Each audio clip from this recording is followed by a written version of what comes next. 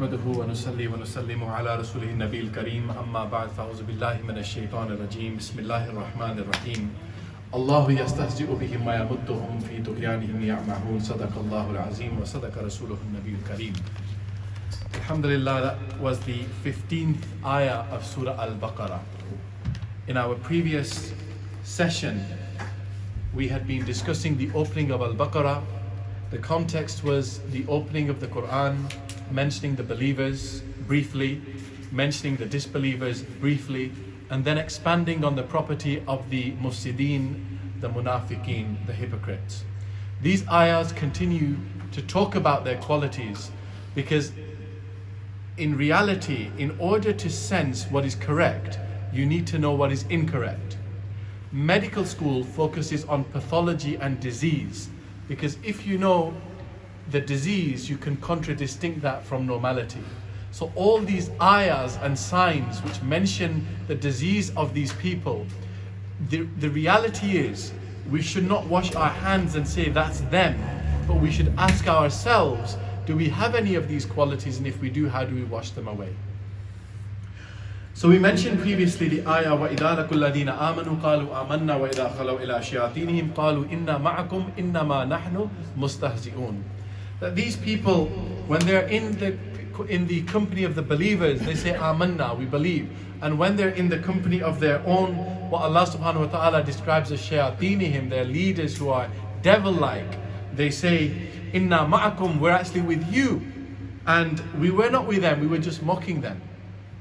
And I think that's where we got to last time. Let's just expand on a couple of things here. وَإِذَا لَقُوا الَّذِينَ آمَنُوا قَالُوا آمَنَّا. They say they believe. What do they believe in?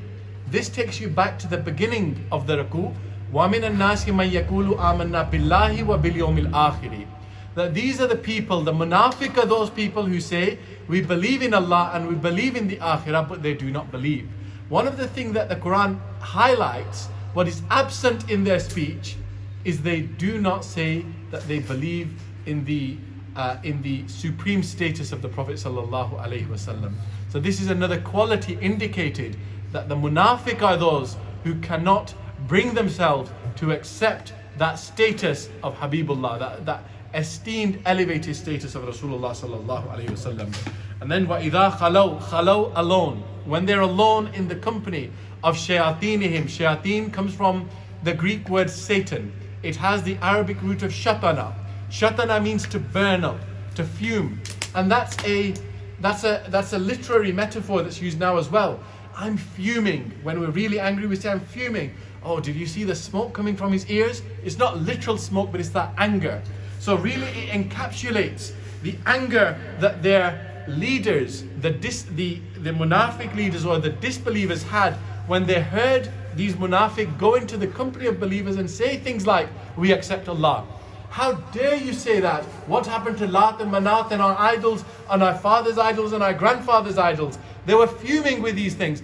وَبِالْيَوْمِ الْآخِرِ. And you believe in the day of judgment, i.e. you believe in the mizan, you believe that your deeds will be weighed, you don't believe in our idol worship. They were very angry with these statements.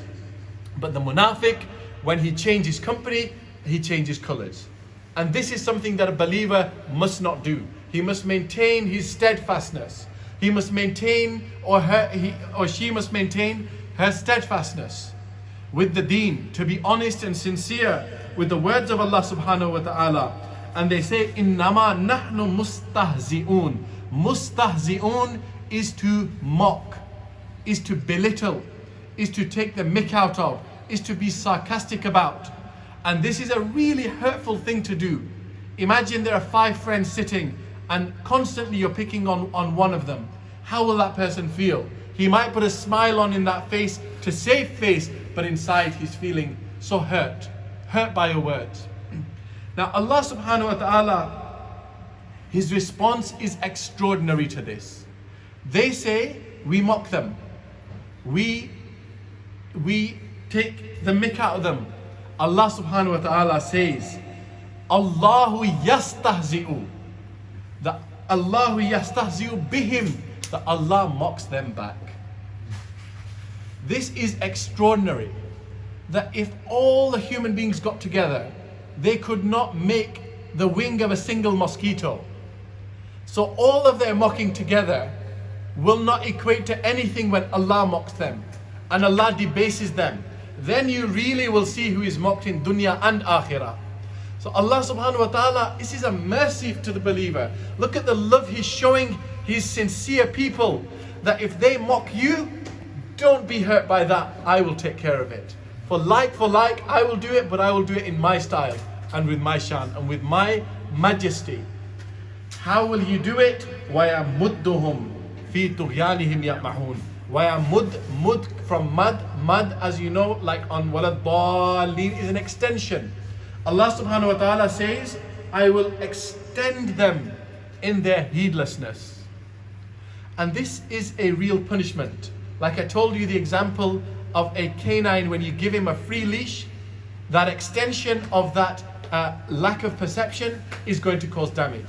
Similarly, a completely different example to help you illustrate the point of letting someone do more. Because you might think, how is that a punishment? For example, there is someone who is in a family who's always deceptive. They're always creating fitna. They're always creating fasad. They might, for example, let's say there's land being divided. There's one person who constantly just tries to steal more than their right. And then you find they've done it, and then they do more and more and more. And you're scratching your head thinking, Allah subhanahu wa ta'ala, how are you giving this person more ability to do wrong? Like surely you're going to grip this person. This is a natural human thought. But Allah subhanahu wa ta'ala gives this as a punishment. If you commit a crime in this country, I'm talking about a major crime. Let's say we're talking about the drugs trade. The police, when you're handing over a bag of drug, they will not necessarily immediately pounce on you. What they will do is they will put you on an observation list. Why? Because if they catch you, they have not solved the problem. Because you are part of a wider web. What will happen is they'll give you time to increase your confidence, to do more deals, to eventually become even a mule, crossing countries, doing this, doing that. But because you're on their radar, they now figure out, right, this Baron is going to Colombia, he's going to Chile, he's going here. By the way, before you think, how do I know so much about the drug trade? It's a documentary I watched. So, I know Samir is thinking this is a bit too much detail for the drugs aspect of the lecture. So this is what happens. The police give you that to figure out the web. And when they do this, when they catch you much more strongly. The ability to get off is lost. So this is how Allah subhanahu wa ta'ala says, وَيَمُدُّهُمْ فِي طُغْيَانِهِمْ. I increase them in their wrong, فِي طُغْيَانِهِمْ يَعْمَحُونَ, and they wander blindly. So this is an amazing response to that two-faced who was once saying, Amana sufaha, you want me to believe as the fools, and then saying, I'm mocking them, I'm with you. Allah says, I respond to them in my way.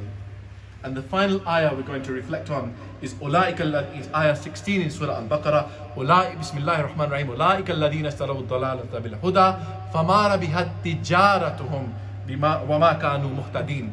That these are the people. Now Allah subhanahu wa ta'ala is now coming to the conclusion of these verses about the munafiqeen. He's saying ulaika, he's grouping them together. Ulaika means they. They are the ones who have traded misguidance for guidance. This is a really interesting word for the Quran to use. A trade is something where you have something of value and you exchange it for something else. Now remember when we were discussing the ayah of Sufaha, why did they call the people of Medina and the Sahaba Ikram fools? It's because they said you've migrated from Makkah al-Mukarramah, where you had huge businesses, you had houses, you had empires, you were really respected, you were from the Quraysh, you were from the most esteemed of people, and you gave everything to Islam. You've now wandered across these barren valleys of Makkah, through this whole route, and ended in Medina with hardly anything. You have hardly anything. Your clothes are not even fully kempt, some of the Sahaba Ikram. And normally when you migrate for economic prosperity, to gain. But what have you done? Allah subhanahu wa ta'ala says, if you're thinking in trade, then the people who traded their guidance, their iman, for misguidance, they are the true losers. فَمْ آرَ بِهَا تِجَارَتُهُمْ. Tijarat is when you exchange. exchange goods, trade. If you have a small amount of money, let's say you're just hand to mouth, very little money type of person, you'll probably keep that money in your pocket. If you have a little bit more, you'll have a wallet or a purse. If you have a bit more, you'll have a bank account, then a healthy bank account. When you get into the big wealth, then you're talking about vaults, where you keep your gold and you keep these things. And there are some huge vaults in central London where these things are held. Now, if that's wealth, Iman is much higher than all of these things. So how should a believer protect his Iman? It's for you to build that vault. That's a personal journey. And that's what you have to focus on. And that's what these ayahs are saying. That do not be like the ones who trade their guidance once you've got it for misguidance. Because Allah subhanahu wa ta'ala seals them by saying, وَمَا كَانُوا مُهْتَدِينَ, that they are not the rightly guided. So we'll conclude there. May Allah subhanahu wa ta'ala allow us to be steadfast on His deen. May He protect our Iman, and may He give us the ability to never trade our guidance for misguidance. Inshallah, tomorrow we're going to come on to the last few verses of this ruku, in which we're going to talk about the first example that Allah subhanahu wa ta'ala gives to mankind. May Allah subhanahu wa ta'ala accept this gathering. وَمَا عَلَيْنَا إِلَّا الْبَلَاغُ.